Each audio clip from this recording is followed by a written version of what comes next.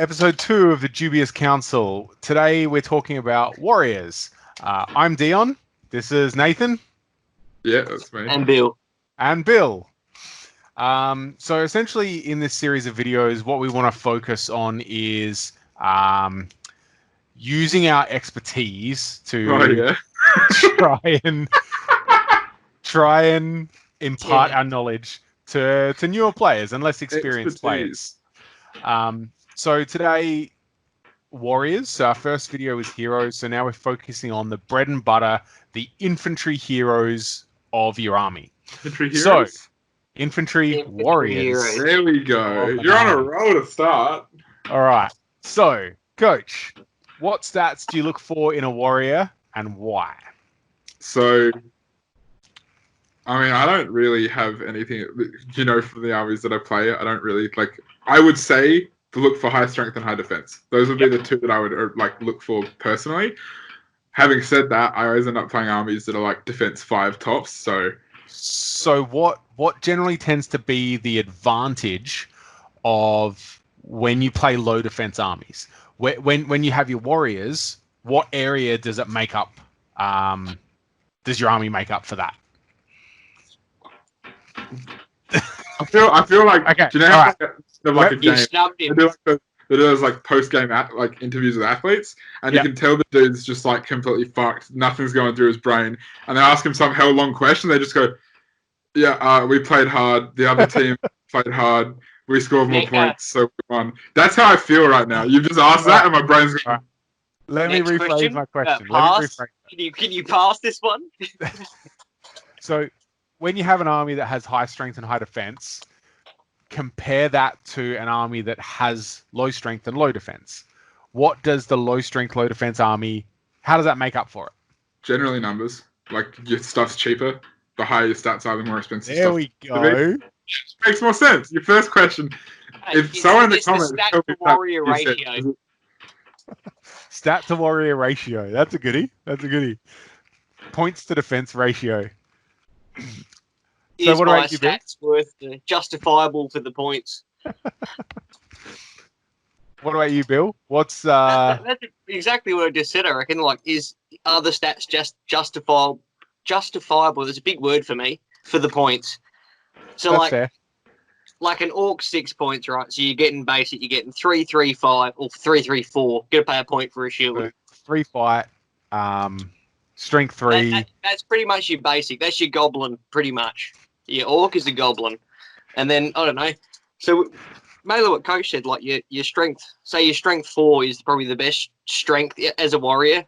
You don't have too many that are strength 5 besides Blackguard, but strength 4 is a big difference when you're trying to wound heroes or a fell beast. A 4 is still straight 6s on an armored fell beast. Yep. So, a unit of dwarves can kill a fell beast. It's not, well, it is hard, but it's not that hard. So obviously strength allows you to kill things easier. Defense allows you to stay alive. So what would you say that the levels of defense matter? What levels of defense matter? So obviously I think at least being defense 5 minimum, and you probably have a shield because most things aren't really strength 5 unless you're elves, Gondor. What else? A Blackguard of Barad-dûr. That's it. See, I think your defense starts getting good when you hit 6. Yeah. Because 5, you still kind of die pretty easy to strength 3 and strength 4. Defense 4, and you're boned. You're screwed. I will actually put up in the corner of this video, while we're talking about it, I'll put up the wound chart. That's because I think it's really, really important to understand the difference. Like you're saying, defense starts getting good at defense 6. Yeah. Basically, if you're defense 5 or under, things kill you on 4s and 5s. Where defense, it's the best thing. Defense it's the best thing to read before you go to a tournament. I always do it. Look at it because it's so annoying. When you're sitting there and you're like, oh fuck, strength 3, and you're like, oh. So that is a benefit for having played this game since I was 13. Is that all of that is just it's all up here. Yeah. But I think from looking at that as well, you can tell that talking about strength and defense, strength 4, defense 6, because I don't like the perfect example. The best example for this is the difference between a mortar orc and a Morannon orc. Because a Morannon orc is 2 points more than a mortar orc. And if you look at the stat line, it's identical, except the Morannon orc has 1 point extra defense and 1 point extra strength. So you're paying a point for 1 strength and a point for 1 defense. Yep, cool. But I don't think that 1 point of strength and defense equals out to being worth 1 point more. I think it's actually worth more than that. And when you play with them in the game, if you use sure, for every 3 Morannon orcs, you're going to get an extra mortar orc, right? So if you have 30 of them, you have 40 orcs. But I think, when you put it in that perspective, it's different, right? But that's crazy. Having said that, your orcs are going to need 6s to kill them, and your Morannon orcs are going to need 5s. And that difference in itself, going from a 6 to a 5 is huge, and that's why I think Strength 4 is so good. Because again, Defense 6 is where you're looking at your minimum kind of good defense. Most things are going to try and be Defense 6 or higher if they can. So being Strength 4 so you wound them easier is a big deal. And I think those are the 2 pivotal points. It's like when you play elves against Morannon orcs, and it's like, I wound you on a 6, but you wound me on a 5. Cool, if I don't roll a 6, you get a 50-50 chance you're going to kill me. Yep. That's what it feels like. Yeah, it's a 1 in 3, but still, it feels like it. No, but you're like, oh, this dude just has to roll a 5, and you look down, it's a 5. You're like, I'll just ruin my 14-point model over here. Wounding on a 6 to wounding on a 5, if you can be that extra point of strength higher, or your enemy can be the extra point of defense lower, you're doubling your chance to kill something. And most heroes are defense 6 minimum, so you're wounding them on 5s, maybe 6s, with just a generic orc with the spear support. Oh, gotcha. Yeah. Where does something like, I'm going to come in at the bottom end and we'll end at the top. Where does courage come into it? How important is courage in a warrior's profile? With special rules, it can be tricky. I think so if you ever had to play Ring Wraith and you're evil, so courage 2 is pretty much your basic, and it's cool, you're neg 1 courage because I have a Ring Wraith, so it's I'm courage 1 and I have to charge you. This is terrible. It's something what's a Minas Tirith, courage 3 at least. 3 or 4. Even worse. Yeah. Sure. Oh, army bonus, yeah. Army bonus, yeah. Stuff mainly terror comes in with how courage works. I think. Go, coach. I think you'll have some games where the courage of your warriors means literally nothing. Where you're cheap as hell orc who's courage 2, or you're cheap as hell Morannon orc who's courage 2 but has good other stats. That courage isn't going to make a difference whatsoever. And then you're going to play a game where you're playing Army of the Dead, or their big hero causes terror or makes things around them cause terror, or you get broken early and your big hero is dead and you don't have a stand fast, and all of a sudden that courage is going to basically win or lose you the game. And I think 50% of the time it's not going to mean a single thing, and the other 50% of the time, if you don't play around that courage appropriately, it's going to screw you over. So in saying that, there is a few warriors in the game that have access to the ability to purchase extra courage, or to purchase a special rule that makes them immune to courage. Is it worthwhile to spend points to increase your courage? You talking about Black Dragons and stuff? Black Dragons. Isn't there a elf? Oh yeah. See, okay. The elf one? No, that's dumb. You're already courage 5. You don't need to be courage 6. That doesn't matter. Who the hell cares? Hey, I failed him at courage 5. Don't worry about that. But at that point, I'm not paying a point extra on my already expensive troops to be your courage is. If I could do it to orcs, maybe. A warband of orcs, it could be a higher courage, maybe. But for the elves, no. The black dragons, it makes them courage 4. The problem is they also get makes them fight 4, which makes them better than basic. 2-point upgrade though. Yeah. So I would have a few of them, but I don't have spears to have that. Yeah. So okay, I guess the biggest kicker, it doesn't always. Fight value doesn't always come into the game, but when it matters. Yes. So if you're elves being fight 5, and having basically the best fight value in the game for a warrior, there's a few you're better than most evil heroes. Yeah, good one, Coach. Yeah. Yeah, but like being fight 5, you're the same. Like you can beat an orc captain because you fight 5 and you're a 13-point model. Sure, like cool. Yeah, I'll win. That's the old 6 I'll win game. So what about when it actually matters? The difference between fight 3 and fight 4. How do you rate that importance? It's annoying. It's really annoying because you don't notice. Because you're like, oh, it's 5-4, and it's like, really? Oh yeah, I forgot about that. But yeah, I don't know. I think the strength 4 comes better than the fight 4. Usually, I don't know. No, I think hard one. With that one, I think like basically what Bill just said then I kind of agree with. I think the other 2 stats are much more important to me than the fight value is. Yep. I think when you're looking at your basic troops, fight value, you just kind of be happy with what you get, right? Like if you're playing elves and you fight 5, take advantage of that. Give them all shields, be able to shield, things like that. Have a banner, give yourself I always say banners, but give yourself more chances to roll that 6. Yeah. And if you fight 4, I think fight 4 is kind of where most like things in the game end up being. Whether it's because you're Rohan and you get extra fight when you charge or something, or there's a hero buffing fight 3 things to be fight 4, or things are just flat baseline fight 4, or you have spear supports that are fight 4. Most things in the game will tend to have some way of becoming fight 4.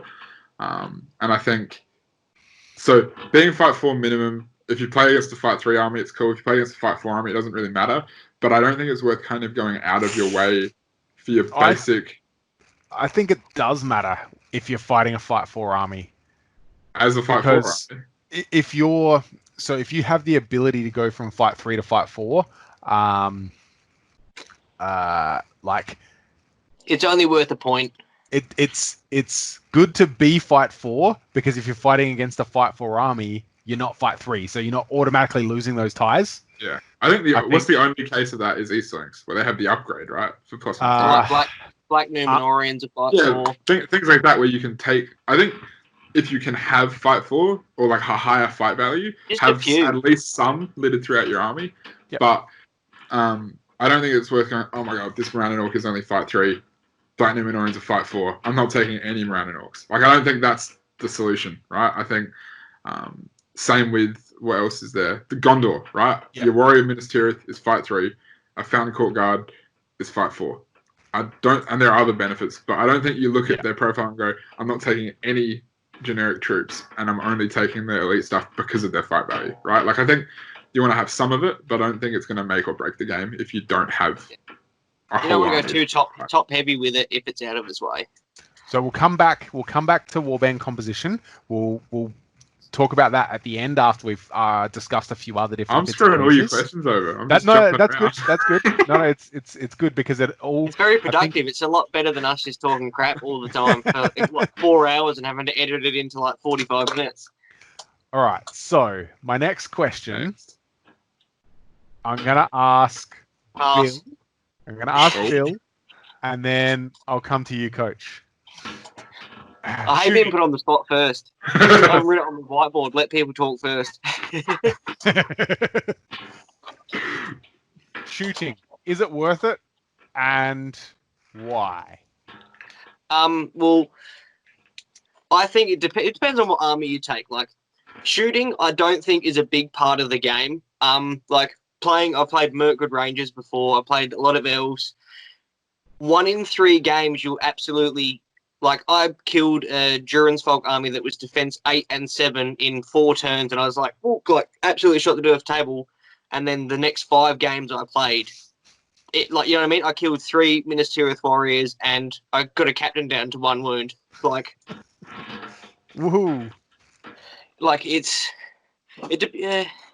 don't think it is. I think it is if you can take, like, cool shooting things. So, like, take a few crossbows like Coach does in his Arbalesters, because like being strength 4 but like strength 4 shooting something, usually you hit on 4s but whatever, but strength 4 shooting can be huge and it can't be. Same as an elf bow can be damaging but it can't be. It all goes like, it all comes down to knowing the wound chart and familiarizing yourself with that and understanding what targets you're shooting should be targeting. So strength 4 has a good chance to wound. Yeah, it comes down to your scenario. Like the new one, like assassination. Cool. That'd be cool having, like, when I played Hearn, I was like, cool, I have 48 bows to shoot at your 5 ring wraiths. This is going to be fun. Like, you know what I mean? I think it was like 38 bows. That can be fun, but like in most scenarios, you're usually on the go. Like you can maybe have 3 or 4 dudes sitting at the back or holding an objective. Like if you Ranger Army 36 models, you can't have that stationary the whole game. You're either moving full so you can't shoot or you can't. So I think it's 50. It's 50-50. I think having more models to having combat and be survivability is a lot better than taking shooting. Your thoughts, Coach? I'm going to go like the opposite direction on that. I think you should always, and after playing more games recently where like my Dunlendings, right, who had the only shooting they have, unless you don't take Dunland and you just take Isengard, then you can have better shooting. But if you're just taking Dunland, the only shooting you have access to is a Warrior of Dunland with a bow who hits on a 4+ and has a strength 2 bow. That's like bottom line. Outside of it all, that's the worst shooting you're going to get, right? Yeah. And I found that in the games where I had those, you don't expect them to do much, but then even if 1 game out of 5 you snipe a character's horse or they hit a banner or just kill a couple of dudes over the course of the game, right? And that actually tends to happen a fair bit. They make their points back. It also makes people play differently. Even if you just have 4 shitty archers standing somewhere where they can see stuff, it makes your opponent kind of think about that and play differently. I think in armies where you have so to take the elf example, elf bows and crossbows I think are like 2 of the most stupid things in the game, because you get to roll your to hit roll, which whether it's a 3+ or a 4+ or whatever it is, you're more likely to make that dice roll than you are to win a fight in combat. And then if you're an elf, a strength 3 bow, that hits as hard as you hit someone with your sword, right? That's a free... no risk of you dying. No chance of you getting hit back. That's a free smack you've just done to someone, right? Sure, you can't fate, 2-hand, whatever, cool. And with your Uruk-hai, your crossbow, it's a 4+. That's probably better than the chance you'll have to win that fight in combat, and you just get to hit someone for free. I've played a lot of gimmicky shooting armies. Like, I remember back in the day, I played against Dion, who was playing his Erebor Dwarves, and I had Uruk-hai crossbowmen, and I was just calling heroic accuracies. I don't know if it works the same in the new edition. It doesn't work the same now. Doesn't work? Okay. To reroll shooting into combat in the way rolls. And just like shooting, I think it was like 20 crossbows, just at characters and shit. And that worked really well. The Corsairs, they've been on the channel once now. Yeah, they have. They all have throwing daggers, or if they don't have a throwing dagger, they have a crossbow. That's where even then comes as well. Yeah. I think evil shooting, being able to shoot into combat is better. Having said that, I would still take a couple bows in most armies. Yeah. Like at least 1 or 2, between probably 2 to 4, I would say, but like minimum. If you're like thinking you don't want any shooting, just throw like 4 in. 4 trackers or whatever it is, right? So you're either you're maxing, like you're taking as many as you physically possibly can, or like you're taking 1/3 or your 50%, or just a few. Just have a few. Yep. Yeah. Okay. I like to just take a few just so you get a chance in every phase to at least do something. That's true. Like, you know what I mean? Like, it's nothing worse. Like, you're shooting, I haven't got one. At least if you have like 1 or 2 orc bows just sitting on an objective, like, if I hit something, I'll be happy. Especially when you're playing against mobile armies, like mounted armies. I think being able to threaten a character's horse to slow down an army because they got to stay with their character, very, very useful. I play a lot of armies that don't have any shooting. It is shooting. A lot of evil. Like, evil shooting is like if you're playing Mordor orcs, like you're playing like Angmar or just like a set, like a what is it, Barad-dûr? Like I'd probably take like 2 bows. I wouldn't take. I'd rather have something that can stop my hero from getting killed than shooting. Because the other thing to remember that a lot of people don't kind of like think about as well is a warrior with a bow is a warrior with a sword, he just happens to have a bow as well. Yeah, you Uruk-hai with a crossbow can fucking forget that he has a crossbow and go punch people. Like, there's no problem with that at all. Exactly. So, or like Vrashku with a special rule, how it like just kills you. Like you say a pig, Dane or Thranduil's pig, and it's just like boof, like cool, get off your elk or your pig because that's 2 wounds.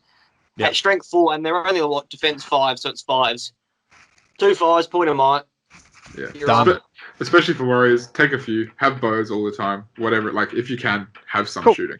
Yeah, it's usually good to take a couple in a warband, even though you're getting into that later, that you can just drop off and then everyone else can just go forward. So war gear. Essentially, there's a lot of different options you can pay points for to upgrade your warriors with. So we'll start with the easy ones first, the weapons and stuff, and then we'll go on to the more unique ones. Thank you. So spears, useful, not useful. What's the point of them? That just gets a double thumbs up. That's all that gets. There's nothing else that needs to be said about that. A spear allows. If your model can take a spear, you have to at least take a majority of spears. I don't know about majority. I want like. Well, not that's probably a big word, but at least a third of your army has to have the spears. I think like, if you're gonna have, especially, and we'll come back around to it later, but especially if you're gonna have your stuff ranked up a lot of the game, you really want to have like probably aim for one warrior who's going to be in combat with a shield and one in the back with a spear. Spear to shield ratio. Things like Rananorks, everything gets shields and can have spears in as well. But I think you want a few. Like I think if you can take some spears, you want a couple littered in. Gondor's a really good example. Again, your regular warriors, they have that defense 6 that we talked about before, where you want to be defense 6. And then they're rangers who are defense 5, but they're fight 4. So they use their spear, they lend their higher fight to the guy in front. The guy in front lends his meat shield to the ranger behind him, and makes a pretty good team there. But so the spear basically allows you to participate in the fight with no risk of you dying. Yeah. Unless you're fighting Sauron. Unless you're fighting Sauron or Smaug. Do we want to go right off of spears into pikes? Because that's kind of just a longer spear, right? Like, you are correct. It is a longer spear. I think it goes over that dude and then gets the dude over the top. I'm pretty sure. So a pike lets you fight in 2 ranks, essentially. Instead of just one. Yeah, where your spear lets you support with one guy, the pikes. Can you pike a spear? No, not anymore. Dalamroth, Easterlings, Uruk-hai, right? So you have to go shield, pike. You can't put a spear in. Yeah, correct. The interesting thing there, I think there is from memory. There's only 3. Sorry. The elf Galadriel Guard. Yep. So there's 4 pike. Fight 6. Yes, they are fight 6. Can't they pike a spear though? No. So you have to line them up. Oh, okay. Yeah, you have to double court guard it. Could you? You used to be able to pike a spear, didn't you? You used to be able to, yeah. In previous editions, that's how you used to do Lothlorien, like yeah. So with a pike, you can't use a shield unless you've got a special rule that says you can. Realistically, there being only 4 armies that have access to them. They're not a huge thing. I guess they're kind of common because Uruk-hai, like, you're going to run a phalanx. The thing to remember with them is it looks really fucking cool to have your big brick of pike dudes. The problem is you can still only, unless you're Easterlings, you can only back away 1 rank. So if you're that Uruk-hai pike wall, and despite the fact that you should probably win that combat because you have all those attacks now, if you lose that fight, you just whiff it, you spud your dice roll, then that guy in the middle can't make way because he's trapped by all the other pikemen, and now your front guy, who was just in a regular line-to-line clash, is trapped. So when you lose a fight, the model that's engaged in the fight backs away an inch, and 1 model can make way. So the spear support can back away. But if you've got a pike or 2 pikes, that model can't back away back through that 3rd guy. That was really good. This was a really good. Yeah. You got it. Good diagram. So because you could, in theory, have 2/3 of your models equipped with pikes and 1/3 of your models equipped with shields, would you run a big pike wall? If I was trying to game you with Eastlings, maybe. That's it. I wouldn't with the others. I'd take a few, and especially like when you wouldn't do it with fiefdoms? You use them mostly, I think, use your pikes mostly like spears, and then in situations where you want that extra attack or you think you need it, and you're in a situation where that guy can back out without being trapped, that's when you can move them, because you don't have to leave them in like 2 in front, and then you can move that back guy away, and then the front guy, when we come around to shields in a second, could shield to protect himself or whatever, the one that the pike leaves. I don't think I'd start them backed up 2 ranks unless I was playing these. Yeah. What about you, Bill? Thoughts? Yeah, see, I do it. I don't know. I do it a little bit differently. I usually, if I'm taking, say, I'll take fiefdoms. I'll take it like a 5 and 7. So I'd take a few more because then you can support your hero as well. Yep. Because usually when you take fiefdoms, you have Imrahil, and he's your big dude with the massive banner, and he stands there, and all your knights get +1 fight. So you're getting 4 attacks at fight 5. So you're beating you're drawing with elves, and you're beating most evil characters. You're drawing the fight with them. That's why I would do it. But something with, Easterlings, as well. But if you're doing like Urukai can get tricky because you get your blob there, and then sometimes you can just be stuck and you're like, cool, here's trapped. And then you got a defense 5 guy stuck at the front. You're like, I don't want you there. I want you around the corner. Support. I will say a very fun thing to do with Isengard is to have a berserker backed up by 2 pikemen. That is a really good time. Oh, yeah. So the Urukai Berserker has 2 attacks in the front and then 2 pike supports. So the Berserker can 2-hand because he's got 2 attacks behind him. It's pretty good. That's not bad at all. So elven made weapons, elven blades and stuff. So essentially, you just have the rules book. Yeah, I've just got through. So I don't miss anything. So it's not really an issue because in the past you used to actually have to upgrade to have an elven made weapon. Now you either have it or you don't. You used to just have hand weapons and upgrade to have an elven blade. Is that? Yes, correct. Yeah. So basically, an elven made weapon, it gives you, instead of winning a tie of a dice roll, if your fight is the same on a 1, 2, 3, 4, 5, 6. Good players win on a 1 to 4. So it's not on a 2 to 5, 2 to 6, 3 to 6. Hey, you got there. So it's not really. I mean, elves come with it. There's a couple of other things that come with them. Handy if you got them. Handy if you got them, but you can't get them. A Legolas daggers, elven. Yeah. They're elven made daggers. Same as the Orc Rangers now. If you're an elf, you have an elven made weapon. Shockingly enough. Pretty much. Well, you'd think so. They wouldn't be going down to get the old Gondor to build them a few blades. So, another piece of war gear that is interesting and Coach has a lot of experience with throwing weapons. Oh, yeah, look. Big fan. Take them if you have.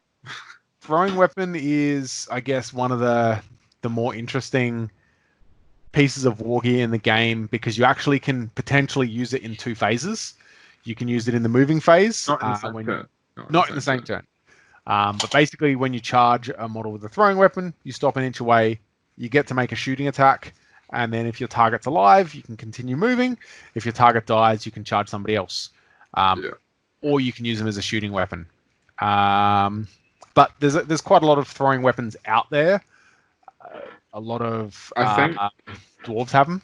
Outside of like Riders of Rohan, Rohan Cav in general, and Rohan models in general, I guess, and maybe Dwarf Rangers. I think everything that can have throwing weapons starts with them. So it's more about taking the actual unit choice than upgrading. Riders. No, you got Lothlorien and Wood Elves can take them as well. Oh yeah, it's Corsairs, the Iron Guard, and all of the Grimhammers. Grimhammers. There's quite a few things that start with throwing weapons, whereas it's not so much an option to take them.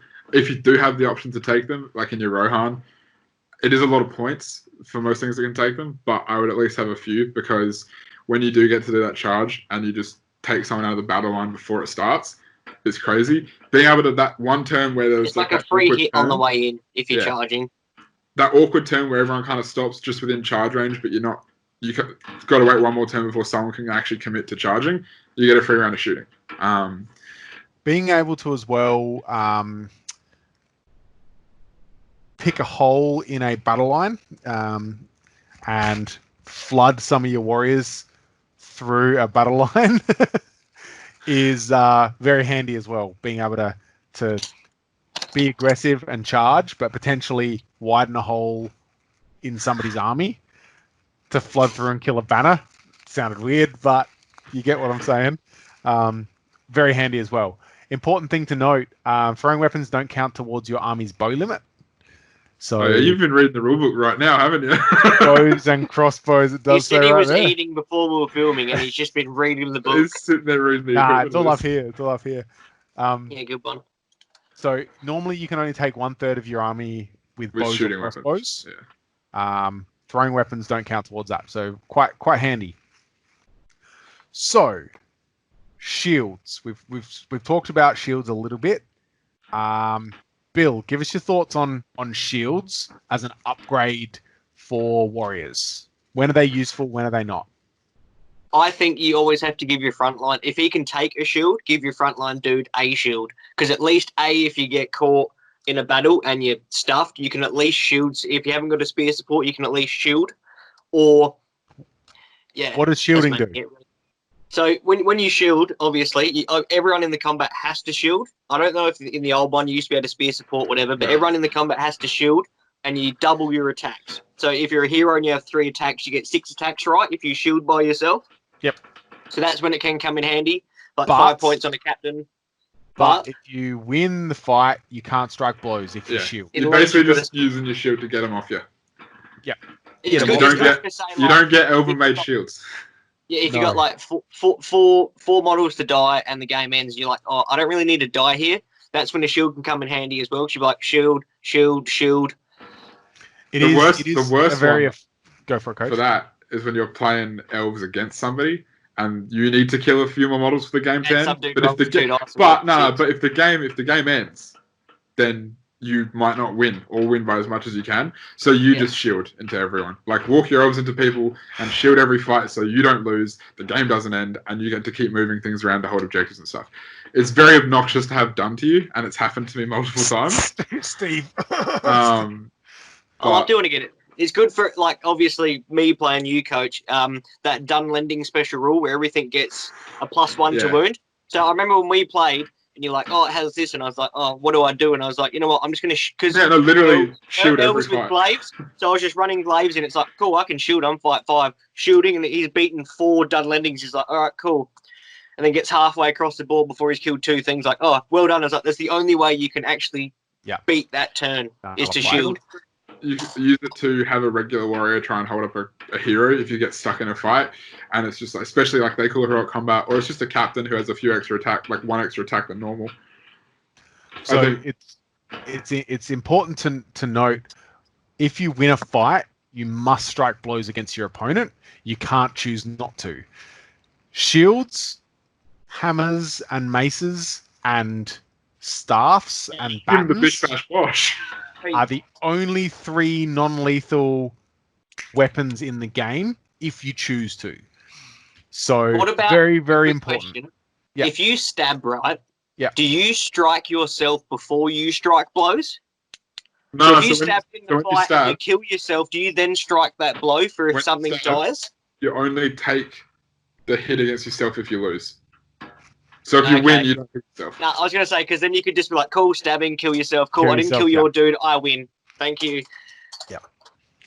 Thanks, so that's how to beat shielding. Shields are useful for shielding. Or fainting. Or fainting's a good one. Yeah.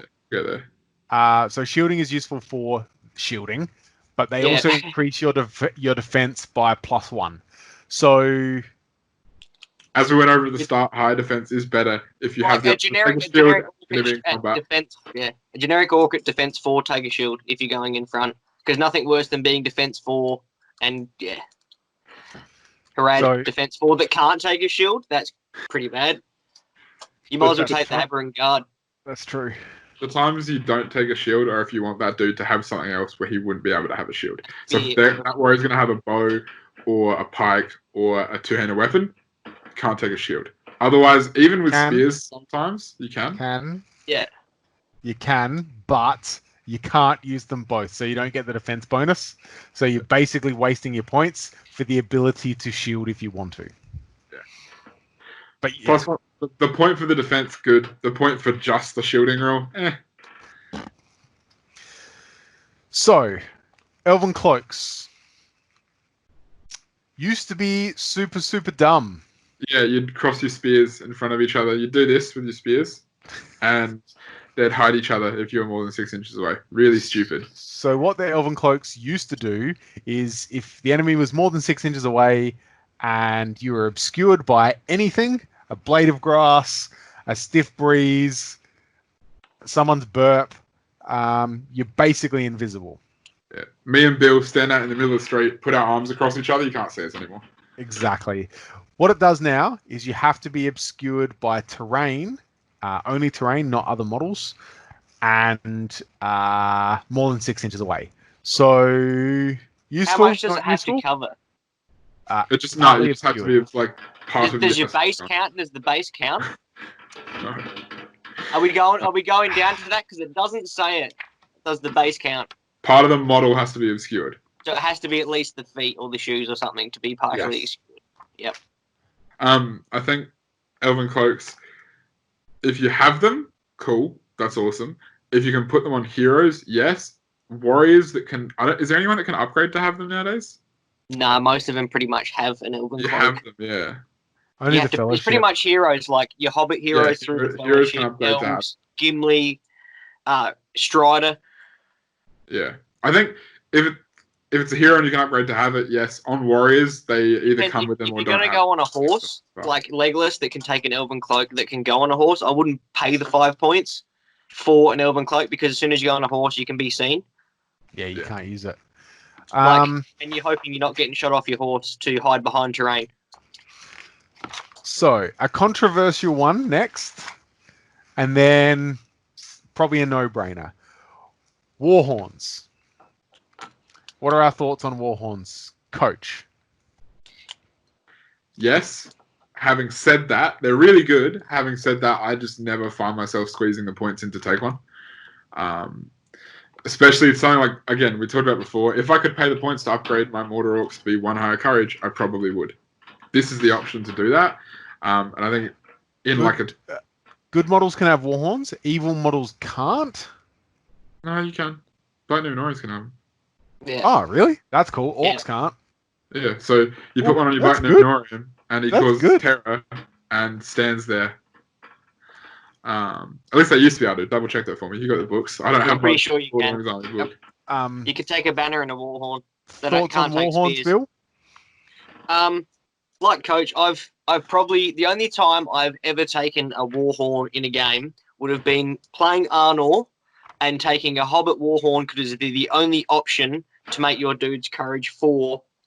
That was it. And I played 2 games of them and sold the models because they were all metal and they kept tipping over on the table. Yeah. That's probably the only time. And you probably for I'm guessing the next segment is banners. I'd rather pay 25 points for a banner than to take a Warhorn in your army. Especially if you're playing low, maybe like a high game. If you're playing like a doubles 1500 point and your army's courage 2, maybe take a horn or a drum. Yes, Black Numenorians can take Warhorns. That's amazing. Yeah. So the reason that's extra good as well is because your Black Numenorian, if you could have anything in a mortar army that you wanted to hold a banner or a Warhorn, because they're expensive pieces of war gear, it would start on a Black Numenorian. They cause terror, they're fight 4, they're defense 6. They kind of hit all those and they're courage 4. To have. Yeah. So he's holding your Warhorn behind your Orcs. He causes terror, so it's hard to charge him. Your whole army of Running Orcs is now a higher courage than they would be. That's what I did with mine for Sil. and like take a few of them at the front, and you just a strength 4 support the back at 5/4. I think the other thing worth mentioning with Warhorns is, considering it is a 30-point piece of war gear that goes on your warrior model, and can you pass them off? No. No, you can't. So 30 points. If that one wound model probably dies, it's a wrap. Your Warhorn's gone. There are a couple characters who come equipped with Warhorns: Erkenbrand, Fall on the Fat, and Helm Hammerhand. And Boromir, but his doesn't count as a Warhorn. No, it doesn't. It's just a special horn. I think with those characters, when you consider that a Warhorn is worth 30 points, if you take 30 points out of their cost, they're kind of crazy. So, like, Fall on the Fat, take him down 30 points for his Warhorn, and he's ridiculous. He's probably like one of the best costed characters in the game. Cheap. So I think if you those heroes with the Warhorn, it's just a bonus, but I think that's another reason to look at taking those. Banners. A banner allows all models, allows one model in each fight within 3 inches to re-roll one of their dice to see if they win the fight. Generally coming in at 25 points for a warrior to hold, and can be passed off to an unengaged warrior model if the model holding it dies. Worth it or not, Billy? Yes, I always usually, if you can take a banner, take a banner. There's nothing better than being in the middle of a game and you roll a 3 and a 2 and the dude rolls a 5. It's like, all I need is a 6 to win. Boom, 6, kill the dude, whatever, and you can get through a gap or something like that. Yep.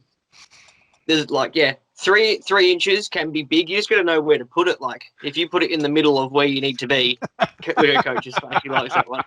Hey, it's not the size of the banner that counts, coach. Got it. And then something like you say, coach has done lendings that has a 6-inch banner. The silly dude that's holding it like this, like that dude, like a 6-inch banner can be huge. That can make and break a game, depending on what is in combat. Like your hero rolls 2, it's like, oh, he's gonna die. Boom, rolls a 6, cool, and then you end up slaying his hero. It can make or break for the sake of 25 points. I personally always take a banner if you can. Coach, you probably have the same point of view, so I'm going to ask you a different question. Is a banner more or less worthwhile in an elite army versus a horde army? The answer is I would have at least one in my army almost all the time. Like, unless I just, for whatever reason, I'm writing a list that I just can't find 25 points to spare on somebody holding a banner. You take or your army can't take them, like Farharad or something like that. Yep.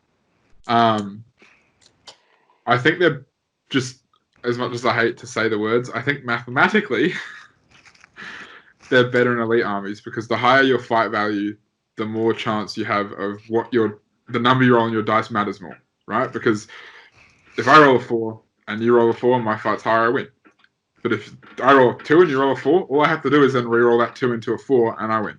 So I think the higher your fight value, the more value you're going to get out of a banner. So things like elves, they're ridiculous because you have that ridiculously high fight value. But again, having said that, even if I was playing, goblins are a bad example because they have a special banner. But even if I'm playing Mortar and my fight value is 3, I'm having a banner. Dunlendings, my fight value is 3. People just said they get a special banner anyway, but I'm taking a banner.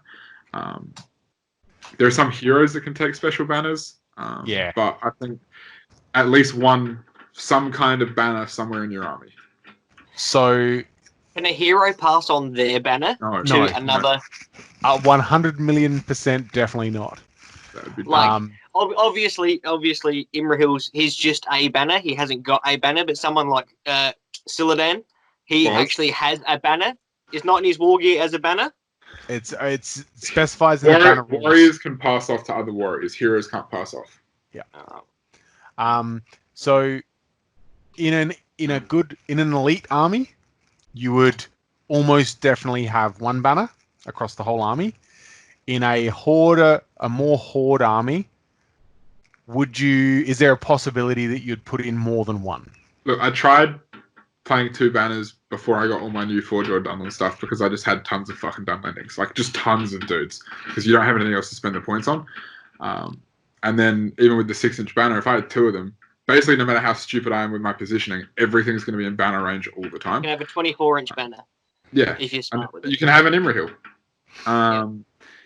But I think for the most part, you're probably just fine with the 1 banner. Just you have to be aware of where you want to put it. Sometimes you do find situations where you're like, God, I really wish I had a 2nd banner to stick over there. But on pointage as well.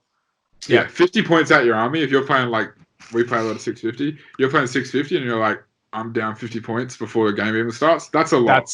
That's a character. I'd maybe only probably take 2 and say like 800 points of Angmar for then having a shade, and it's like I can have 2 banners to re-roll their special with their special rule or something like that. Or take a banner in the Dark Marshal or something like that. That's probably the only time you'd probably take 2, because he's a 6-inch banner himself as a ring race, and then take a banner as well, because you're usually paying the 25 points for one. So this is going to be, we'll have a brief discussion on what is Shield Wall and what is Skirmish style, and then we'll talk about Warband composition for both of those. So who wants to, I guess, talk about Shield Wall, and who wants to talk about Skirmish? I can talk about Shield Wall. Do you reckon? Yeah. I'm going to say the opposite because I actually prefer playing Skirmish armies, but... You're right. I'll do Shield Wall. I don't really play many armies that do Shield Wall. I don't really care about it. With your Shield Wall stuff, though, I think your basic idea of that is you're going to have your front ranker stuff with shields and your back rank with spears, right?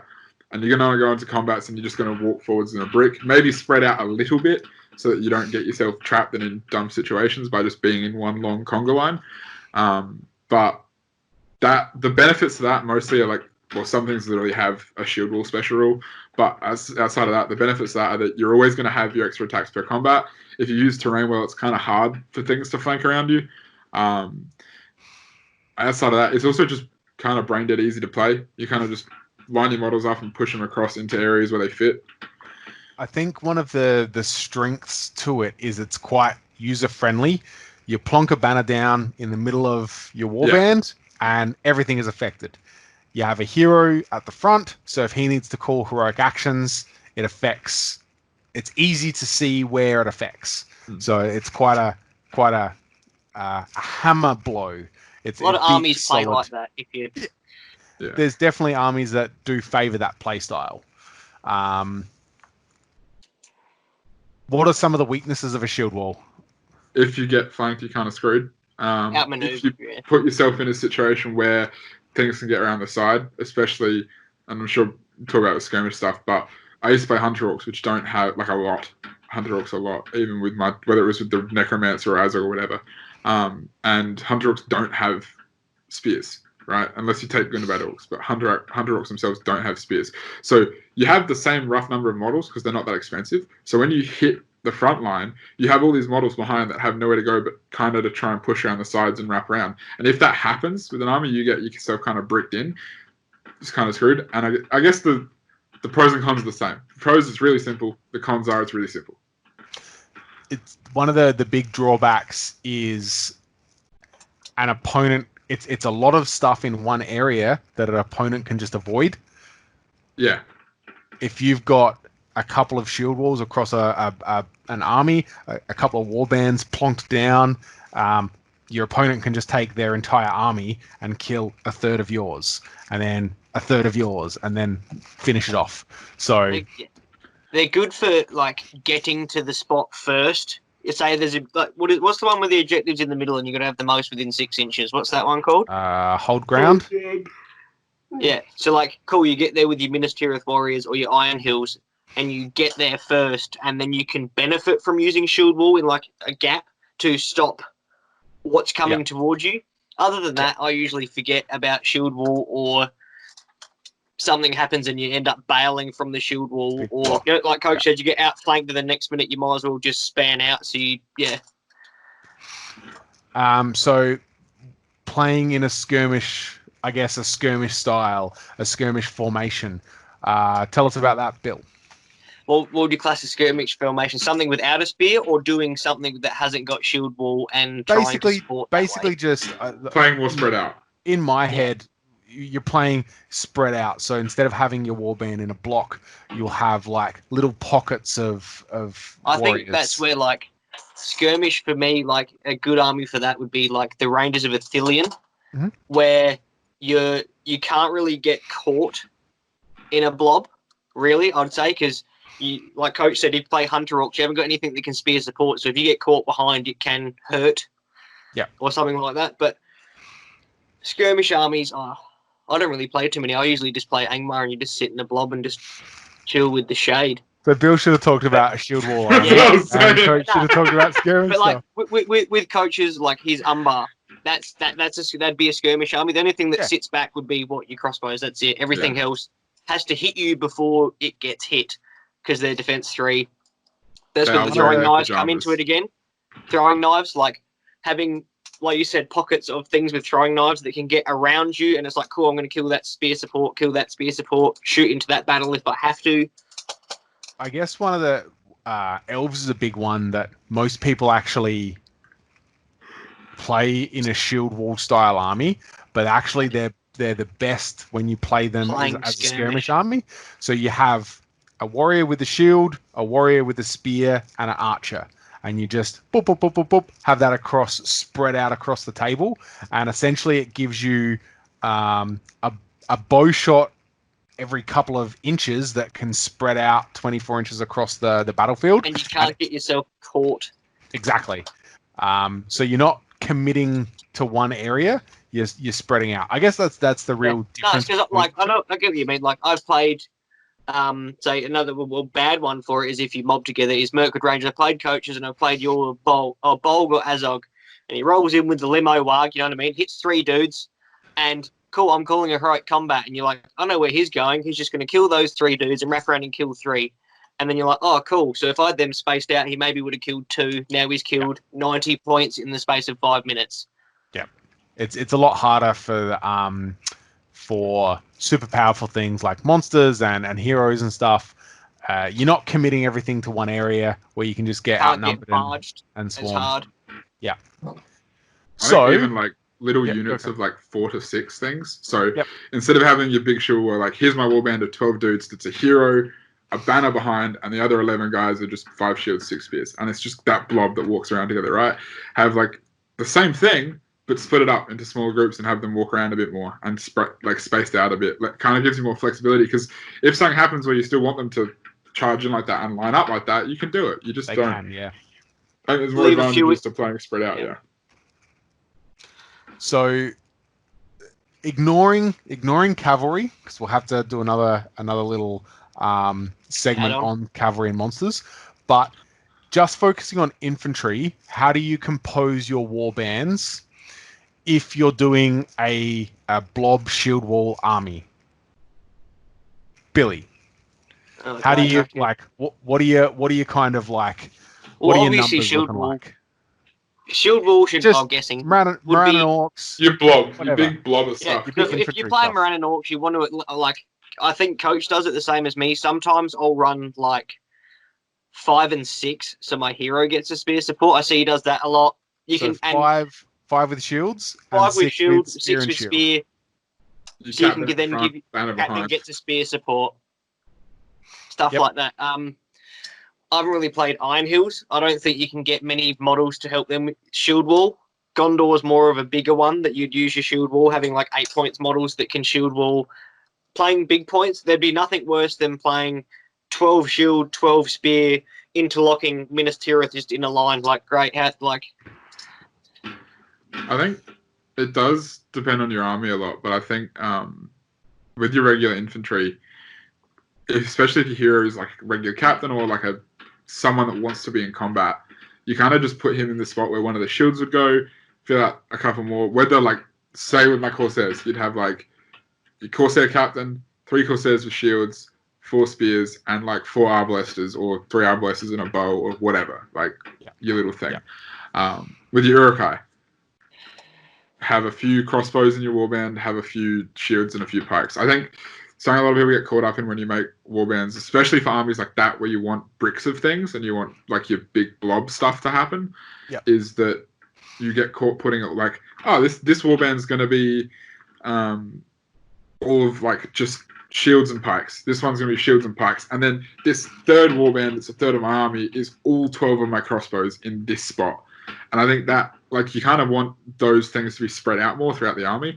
If you play your 12 crossbows in one warband, and that one game they happen to set like start in a spot where they don't really get to see much or shoot much that game.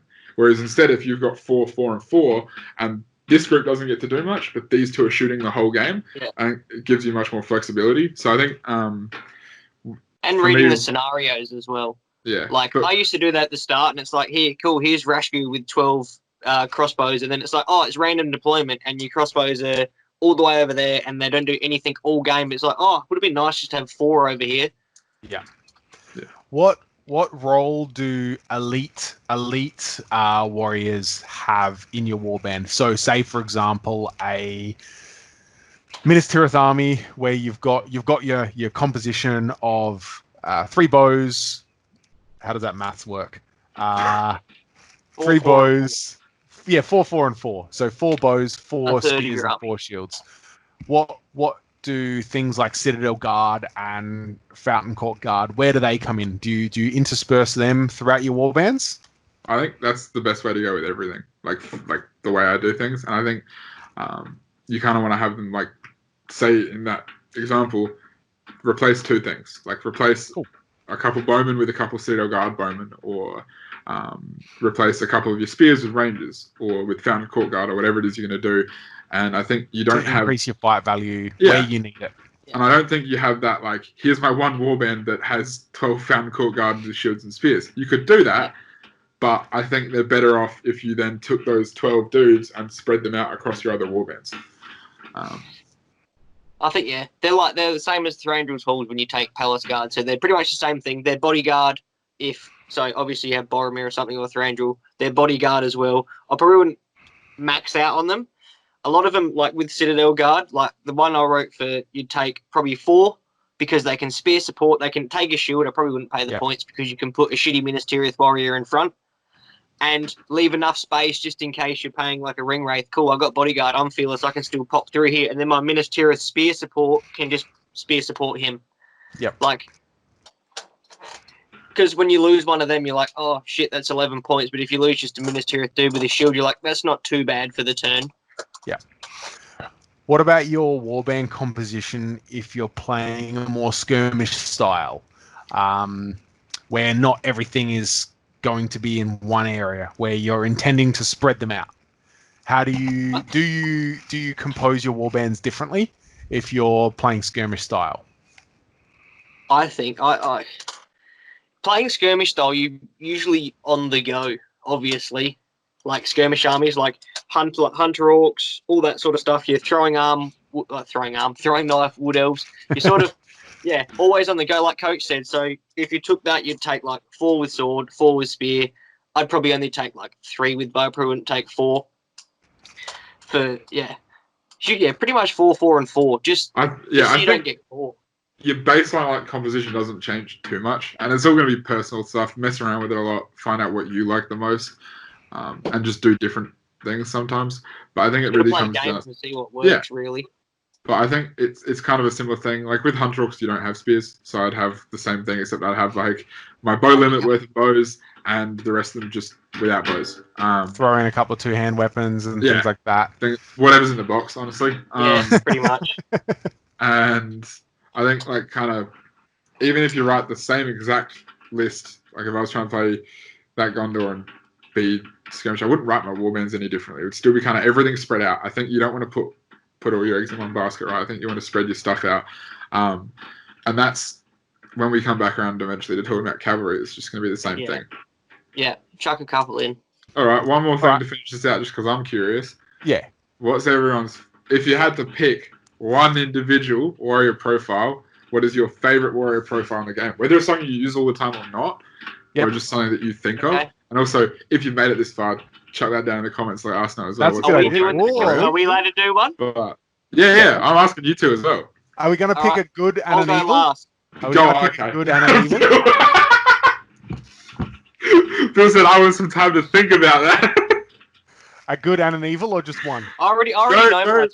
Go good and evil. Sure. Right, I don't, so I'm gonna have to think about it while you guys do that. So I think, oh, man, it's tough because there's a lot, right? It is tough. There's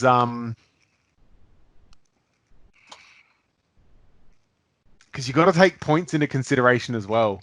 No, just your favorite, whatever your favorite one is, for whatever reason. Down to do you want me to start off? I'll go with an evil first. My favorite would probably be a half troll. That's goody. Because their stats are ridiculous. Because I know there are a lot of points. 23 points is a lot of points for one model. But your fight 5, correct? Strength 6, 2 attacks, defense 6. Strength 5, 2 attacks, defense 6, 2 attacks, and 2 wounds. They're basically a captain. They're like a really good captain. Yeah. I think it's not my favorite. It's in fact my least favorite, but it's the best. That's not what I asked you. The best evil profile for a warrior in the game is a Morannon. Yes. That's not what I asked you, though. Points to stats. I thought we were just going with the best warrior. No, if the best one is your favorite. For 8.5 points, 8.5 because you have one model with a shield, one model with a spirit shield. I'm getting like Stephen Grant PTSD right now. He's here with us in the video call. That's the Stevie G special. A Morannon is fight 3, strength 4, best strength value in the game, defense 6, best defense value in the game, 1 attack, 1 wound, courage 3. Never played Iron Hills before. Boom. That's the best evil profile in the game. It's not my favorite. Nope, it's a waste of points, Bill. Pause. Stop your rant, old man. Did I ask you what the best one was or what your favorite one was? From a competitive standpoint, that's my favorite. Shut up. What's your favorite then? I don't think I've ever seen you play Morannon ever. I won't. I refuse to. Oh, here we go. My favorite. Yeah, your favorite. That's the question I asked you. I think I can pick one for Dion, only because I've watched people's lives cringe when playing the model. Would be the Mirkwood Spiders army that you played, and just watching you paralyze people. That's probably your funnest. Nah, my favorite, honestly, is probably Goblin Town Goblins. Yeah, that's a goodie. That's a goodie. 4 point the model. They can support each other. There's just so many of them. They're garbage.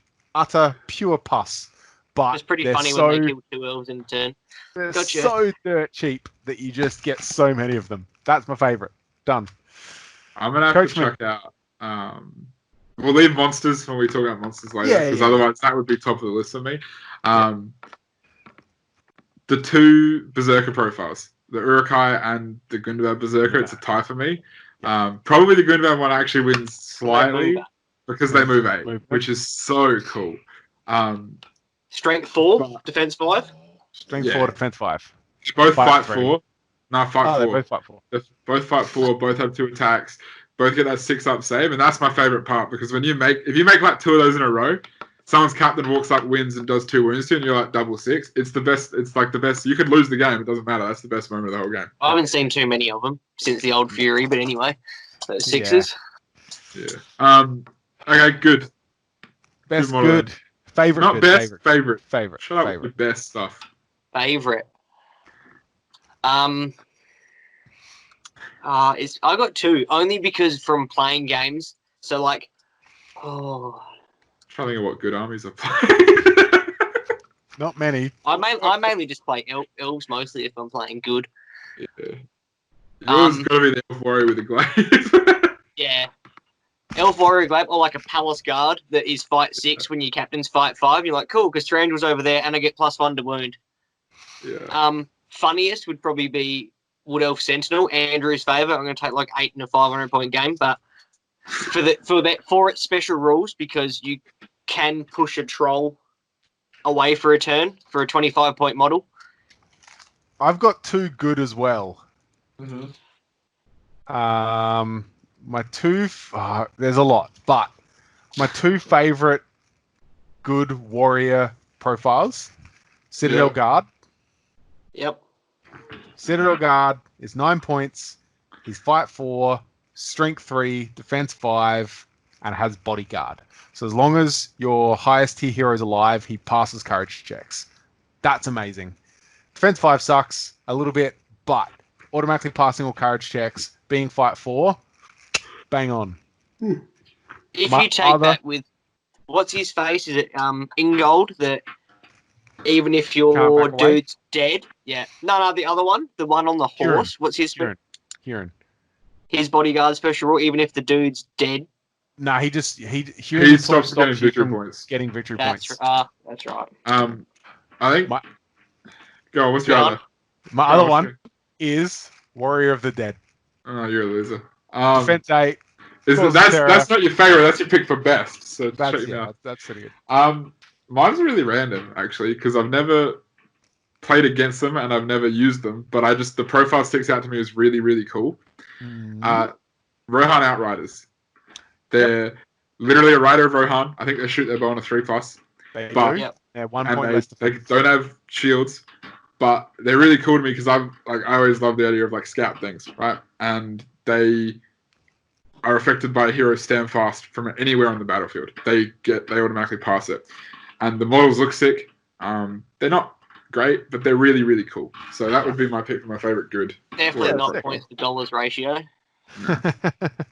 Just like God. Any last stats? Any last comments about infantry warriors? Bill, wrap it up for us. Anything you want to? Why'd you go to me? Coach, go. I'm gonna go to Bill. I think we've sat here for however bloody long just rambling about him. I think basically back to your basics. What warrior do you take that can benefit from your army? So like an army special rule, obviously like you got Thran rules, so you take anything, pretty much anything in the list, whatever, can wound, get your +1, or I guess the extra parts of the warriors comes in when we actually start talking about specifics. So further down the track, we'll take factions and we'll dissect them and write lists and talk about the differences. Survivability. Survivability of certain units to go with certain captains as a warband, because survivability, You either want to kill lots of things, have lots of models, or not die. Like or do all of the above if you can. Try Iron Hills. Well, someone's going to have to do it now the big head's gone. Where do you leave your stuff? Is it with you? Dude, I was even looking at it last night. It is so expensive. I didn't even know why. I didn't even know how. Probably because you just lived on tuna and that's how he afforded it. The world's richest poor man. That's the one. Oh, don't have any money. You have to buy me lunch. Spends $200. All right, cut. Should we edit it? Anyway, that's it. I've been Dion. Bill. I'm still Nathan. Like us on YouTube and Instagram. Give us a wait. We have to do that dumb thing that everyone on YouTube does where they tell them to go click the bell so you get notifications. Click the bell, like, share, and subscribe. Get around the boys. #YTB. Get on Discord, talk some trash. If more people join, I'll actually have to make rules to do that. Yeah. Make Coach do something instead of just sitting in his house supporting the Adelaide Crows. And then just, Probably write up some art. Right, put in how some armies. How long did you make Dion sit there like this for? It looked like he froze again for a second. Let us know. Also, let us know in the comments what, when we come around to it, we're not there yet, but what factions you want us to talk about first. Yeah, that's a good one. Because and don't forget the question of the day. What's your favorite warrior profile? Yes, definitely. I think eventually in videos to come, me and Dion were talking about someone will write a list and we'll do a pros and cons. So anything you want or you have wanted to play or you do have that you think can be a little bit better, give us an example and we'll write a list and we'll tell us our pros and cons. Or even if you've got a list and you want us to give you pros and cons. Rate and review, hey? Look, there's one thing if you've watched any of our videos, there's one thing that we all like to do more than anything, and that's give our opinion on things. Oh yeah, we like to talk a lot of shit. Except Coach, he just PG'd everything. Oh, apparently. And on that, You're making me out to boys be a done. bad person. That's You it. are. That's the boys Well, done. some more of these.